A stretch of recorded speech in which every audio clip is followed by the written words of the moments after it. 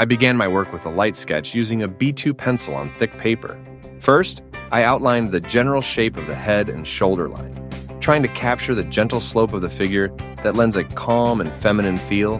Then I divided the face with a vertical line of symmetry and marked horizontal lines for the eyes, nose, and lips to accurately place the features. I drew the eyes slightly upturned to create an open and friendly gaze. I outlined the hair with gentle arcs cascading downwards to create a sense of movement and lightness. I erased any unnecessary lines with an eraser, especially around the cheeks and neck, to ensure the contours were clean and confident. After refining all the proportions, I added light strokes for the folds of the clothing and outlined the hairline. The sketch turned out quite simple yet expressive, ready for coloring. Once the sketch was complete, I began the most fun part, coloring.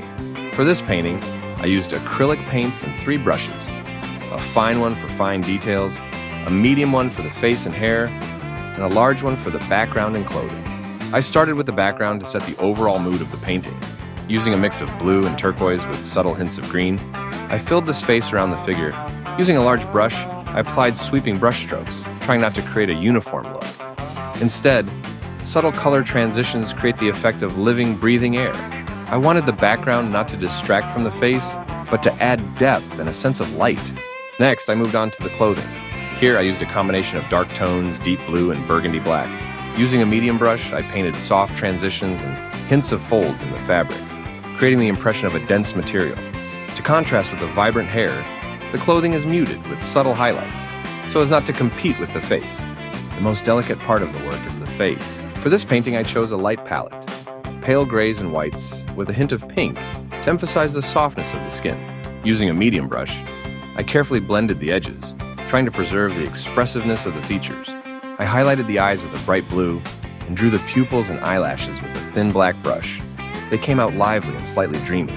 The lips are painted in a rich red with emphasized lines. They provide an accent that adds emotion to the work. The most striking element of the painting is the hair.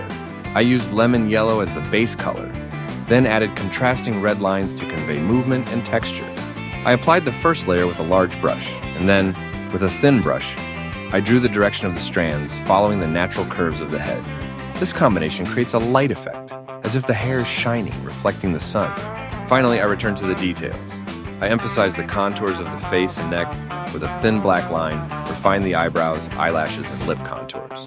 I also added some shadow under the chin and in the neck area to add volume.